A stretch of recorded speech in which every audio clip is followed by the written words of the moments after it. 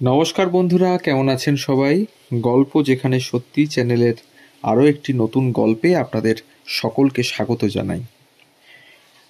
আমাদের চ্যানেলে নতুন হলে অবশ্যই আমাদের চ্যানেলটিকে সাবস্ক্রাইব করবেন, বেল আইকনটিকে প্রেস করে নেবেন পরবর্তী গল্প খুব সহজে আপনাদের কাছে পৌঁছে যাওয়ার জন্য। আর অবশ্যই কমেন্টের মাধ্যমে জানাবেন কেমন লাগছে, আর ভালো লাগলে কাছের মানুষদের সাথে একটু শেয়ার করবেন আমাদের গল্পগুলো। আমাদের গল্প পোস্ট করার সময় প্রতিদিন ঠিক সকাল 9টা থেকে 9:30। তখন মার্চ মাস, 1899 সাল। গরমের সঙ্গে সঙ্গে বাড়ছে প্লেগের উপদ্রব। 2 বছর আগ থেকেই প্লেগ দেখা দিয়েছে করাচিতে। করাচি থেকে পুনে ও মুম্বাই ঘুরে পৌঁছে গিয়েছে অবিভক্ত বাংলায়। ওয়ালডেমার হপকিন্সের তৈরি প্লেগ ভ্যাকসিন তখন কলকাতায় পাওয়া যাচ্ছে, কিন্তু টিকাকরণ জরুরি নয়। ব্রিটিশ সরকারের এই ঘোষণার ফল হয়েছে মারাত্মক। রোগীদের কাছে পৌঁছয়নি ভ্যাকসিন। পৌঁছলেও অনেকেই ভরসা করেছেন সরকারের ঘোষণায়। যথারীতি প্লেগ তখন মহামারীর আকার নিয়েছে। সেই সময় উত্তর কলকাতায় ঘুরে ঘুরে রোগীদের সেবা করে চলেছেন এক আইরিশ মহিলা। জেলার স্বাস্থ্য আধিকারিক পদে নিয়োজিত এক ডাক্তারও উত্তর কলকাতার অলিতে গলিতে রোগী খুঁজে বেড়াচ্ছেন। রোগ থেকে বাঁচার পরামর্শও দিচ্ছেন। পথ্য কিনতে অপারগ রোগীকে নিজেই অর্থ তুলে দিচ্ছেন। এরপরে সেই বিদেশিনী ও চিকিৎসকের আলাপ হবে। কলকাতায় প্লেগের সংক্রমণ রুখতে ও মৃত্যুর হার কমাতে দুজনে একজোট হয়ে কাজ করবেন। সেই আইরিশ মহিলা হলেন আর কেউ নয়, মার্গারেট এলিজাবেথ নোবেল, যিনি ভগিনী নিবেদিতা নামেই পরিচিত। স্বামী বিবেকানন্দের ডাকে তিনি কলকাতায় প্লেগ সংক্রমণের আগের বছরই ভারতে এসেছেন এবং গুরুর শিবজ্ঞানে জীবসেবা মন্ত্রকে জীবনের ব্রত করেছেন। আর সেই চিকিৎসক ছিলেন রাধা গোবিন্দ কর। দেবাশিস ঘোষের লেখা আনন্দ তুমি স্বামী উপন্যাসে প্লেগ মহামারী আক্রান্ত কলকাতার রাস্তায় ভগিনী নিবেদিতা ও রাধা গোবিন্দ করের প্রথম আলাপের সুন্দর বর্ণনা রয়েছে। তবে রাধা গোবিন্দ কর উপন্যাসের চরিত্র নন, তিনি রক্তমাংসের মানুষ। যদিও তার জীবনের দিকে চোখ রাখলে বোঝা যায় তা গল্প উপন্যাসের নায়কের চেয়ে কম ঘটনাবহুল নয়। হাওড়া জেলার রামরাজাতলা স্টেশনে নেমে মিনিট 15 পথ পেরোলেই পৌঁছানো যায় বেতরের বিখ্যাত কর বাড়িতে। রাধা গোবিন্দ করের জন্মভিটে সেটি। সেই পরিবারের সদস্য পার্থ কর তার মতে এই বাড়ি তৈরি হয়েছিল পলাশির যুদ্ধের আগের বছর। কর পরিবারের ইতিহাস বহু পুরনো। কর বংশের প্রথম পুরুষ ভূমিঞ্জয় কর থেকে 20তম পুরুষ বিভিন্ন জায়গায় বসতি স্থাপন করেছেন। বেতরের বাড়ি তৈরির কাজে প্রথম হাত দেন বংশের 21তম পুরুষ জয়রাম কর। বসতবাড়ি স্থাপনের পরে সেটি বর্ধিত করেন রামচন্দ্র কর। এই বাড়িতেই 1850 সালের 23শে আগস্ট রাধা গোবিন্দ কর জন্মগ্রহণ করেন। যে দালানে রাধা গোবিন্দের জন্ম সেটির এখন ভগ্নদশা। পাশেই বিরাট পুকুর, পুকুর না বলে অবশ্য দিঘি বলাই ভালো। সেই পুকুরেই স্নান করতেন রাধা গোবিন্দ। পরিবারের সদস্যরা জানালেন, একটি ভুল ধারণা প্রচলিত রয়েছে যে রাধা গোবিন্দের জন্ম অধুনা বাংলাদেশের ঢাকায়। সেই তথ্য একেবারেই ভুল। বাবা দুর্গাদাস কর ঢাকায় মিডফোর্ড হাসপাতাল প্রতিষ্ঠা করেছিলেন। ফলে এই ধারণা তৈরি হয় যে রাধা গোবিন্দের জন্ম ও বেড়ে ওঠা ঢাকায়। রাধা গোবিন্দের স্কুল জীবন কাটে কলকাতার হেয়ার স্কুলে। সেই সময় তাদের বাড়িতে একটা ঘোড়ার গাড়িও ছিল। স্কুলে যাওয়ার সময় বাড়ির গাড়ি করেই হাওড়ার গঙ্গাঘাটে পৌঁছে ফের নৌকো করে নদী পেরোতে হতো, তারপরে স্কুলে পৌঁছনো।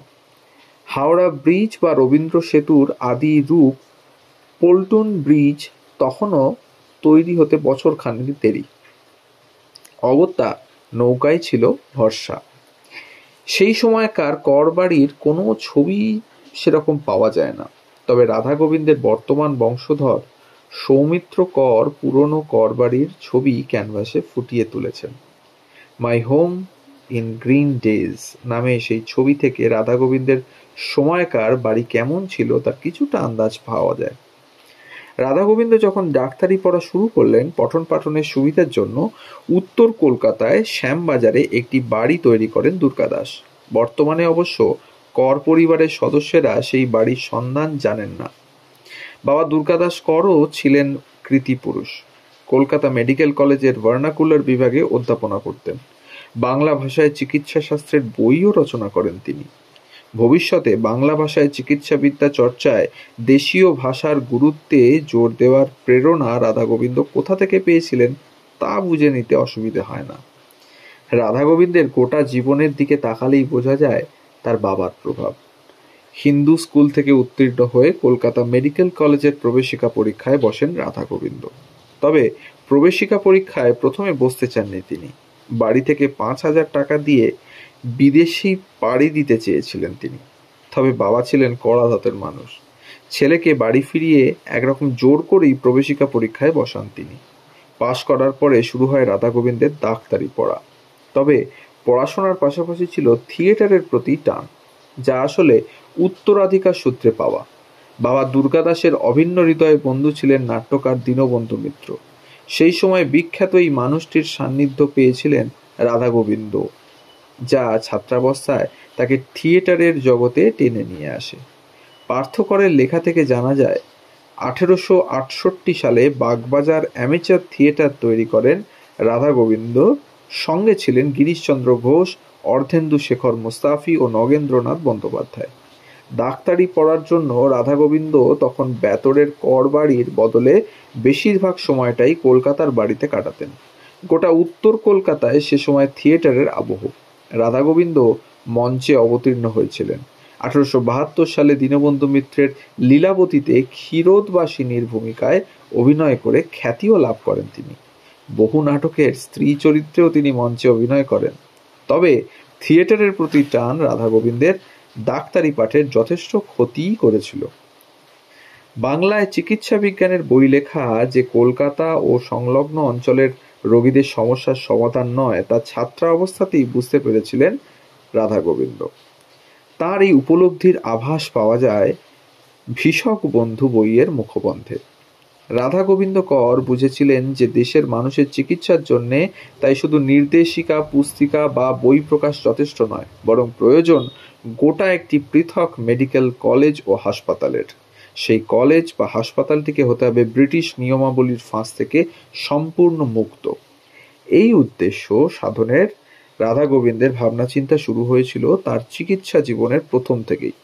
161 নম্বর পুরনো বৈঠকখানা বাজারের এক বাড়িতে তিনি কলকাতার তৎকালীন সেরা কয়েকজন বাঙালি চিকিৎসককে সঙ্গে নিয়ে একটি সমিতি স্থাপন করেন। সমিতির সদস্য ছিলেন মহেন্দ্রনাথ বন্দ্যোপাধ্যায়, অক্ষয় কুমার দত্ত, বিপিন মিত্র, কুমুদ ভট্টাচার্য প্রমুখ। এই সমিতিতেই এশিয়ার প্রথম বেসরকারি মেডিকেল স্কুল তৈরির প্রস্তাব গৃহীত হয়। 1886 সালে শুরু হয় স্কুল। নাম হয় ক্যালকাটা স্কুল অফ মেডিসিন। প্রথমে দেশীয় চিকিৎসা পদ্ধতি অনুসরণ করে শিক্ষাদান চলত। 1887 সালে অ্যালোপ্যাথি বিভাগ শুরু হয়। নাম বদলে হয় ক্যালকাটা মেডিকেল স্কুল। পরে বৈঠকখানা বাজার থেকে স্কুল বাড়ি স্থানান্তরিত হয় বউবাজার স্ট্রিটে। 1890 সাল নাগাদ ব্রিটিশ সরকার স্কুলে মৃতদেহ ব্যবচ্ছেদের অনুমতি দেয়। প্রথম দিকে ক্যালকাটা মেডিকেল স্কুলে সমস্ত বিভাগেই পড়ানো হতো বাংলায় লেখা বই। রাধা গোবিন্দ করের লেখা বইগুলি তো ছিলই, সেই সঙ্গে মধুসূদন গুপ্তের লেখা বইও পাঠ্যক্রমে ছিল। ক্রমে রাধা গোবিন্দ করের স্বপ্ন বাস্তবে রূপায়িত হতে থাকে। 298 আপার সার্কুলার রোডের ঠিকানায় স্কুল বাড়ি স্থানান্তরিত করা হয়। সেই সময় মেডিকেল স্কুল সংলগ্ন হাসপাতালে শয্যা সংখ্যা ছিল মাত্র 14। এরপরে স্কুল কর্তৃপক্ষ বেলগাছিয়ায় 12 বিঘে জমি কেনে। যুবরাজ অ্যালবার্ট ভিক্টরের ভারত ভ্রমণের তহবিল থেকে 18,000 টাকা সাহায্য মেলে। স্কুলের নিজস্ব বাড়ি তৈরি হয়, তবে তখনও সামান্য শয্যা সংখ্যার জন্য স্কুলে হাসপাতালের ব্যবস্থা পুরোদমে শুরু করা যায়নি। 1899 সালে স্কুল সংলগ্ন হাসপাতালও তৈরি হয়। জন উডবার্ন হাসপাতালের উদ্বোধন করেন। তার নামানুসারে হাসপাতালের নাম রাখা হয় অ্যালবার্ট ভিক্টর হাসপাতাল। হাসপাতালে ডিসপেন্সারি গড়ে তোলার টাকা দেন বাবু মানিকলাল শীল। রাধা গোবিন্দ করের প্রথম বেসরকারি মেডিকেল স্কুল স্থাপনের কয়েক বছর পরেই আরও একটি বেসরকারি শিক্ষা প্রতিষ্ঠান তৈরি হয়, college of physician and surgeons of Bengal. 1895 সালে তৈরি এই শিক্ষা প্রতিষ্ঠান 1904 সালে রাধা গোবিন্দ করের কাজ তৈরি প্রতিষ্ঠানের সঙ্গে যুক্ত হয়। এই যৌথ প্রতিষ্ঠান থেকে কলকাতা বিশ্ববিদ্যালয়ের অনুমোদিত শিক্ষা প্রতিষ্ঠান রূপে গড়ে তোলার প্রস্তাব পাস হয় 1914 সালের ডিসেম্বর মাসে। এইভাবেই বহু উত্থান পতন পেরিয়ে রাধা গোবিন্দ করের ছোট্ট চারাগাছটি মহীরুহ হয়ে ওঠে। দেশ স্বাধীন হওয়ার পরের বছর ক্যালকাটা মেডিকেল স্কুল একাধিক ঠিকানা বদল ও নাম বদলের পরে রাধা গোবিন্দের নামে নামাঙ্কিত হয়। মেডিকেল এডুকেশন সোসাইটি অব বেঙ্গলের সাধারণ সভায় গৃহীত প্রস্তাব অনুযায়ী নাম রাখা হয় আর.জি. কর মেডিকেল কলেজ ও হাসপাতাল। যদিও নিজের নামাঙ্কিত হাসপাতাল রাধা গোবিন্দ কর দেখে যেতে পারেননি। দেশের মানুষ চিকিৎসা ব্যবস্থার পথ সুগম করতে রাধা গোবিন্দ করের লড়াই প্রথমে বাঙালি সমাজের সমর্থন পায়নি।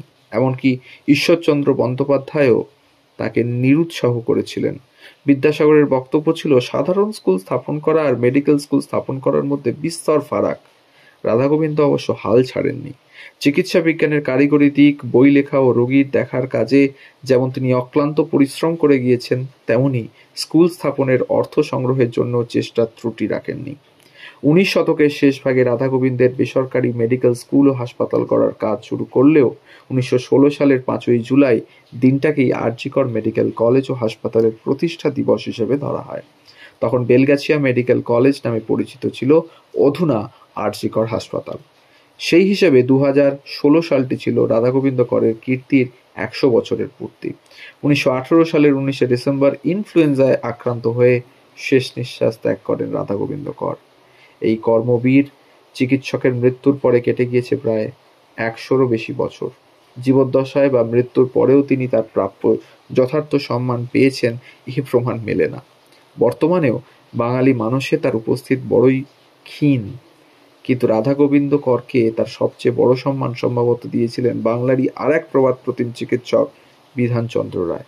1948 সালে কলকাতার জনৈক ধনী ব্যক্তি বেলগাছিয়া মেডিকেল কলেজের তহবিলে 2 লক্ষ টাকা দান করার কথা ঘোষণা করেছিলেন। শর্ত ছিল তারই পরিবারের কোনো সদস্যের নামে রাখতে হবে কলেজের নাম। কলেজের আর্থিক সংকটের কথা চিন্তা করে এই প্রস্তাবে সায় ছিল কলেজ কমিটির। তখন পশ্চিমবঙ্গের মুখ্যমন্ত্রী বিধানচন্দ্র রায়, তিনি ব্যাপারটি নিজের উদ্যোগে আটকেছিলেন এবং রাধা গোবিন্দ করের নামেই কলেজের নাম রাখা হয়। এই ছিল আজকের গল্প, রাধা গোবিন্দ করের জীবনী এবং আর.জি. করের ইতিহাস। আমাদের গল্প যদি ভালো লাগে তাহলে অবশ্যই আমাদের চ্যানেলটিকে সাবস্ক্রাইব করুন, বেল আইকনটিকে প্রেস করে রাখুন এবং কাছের মানুষদের সাথে শেয়ার করুন। সবাই ভালো থাকুন। ধন্যবাদ।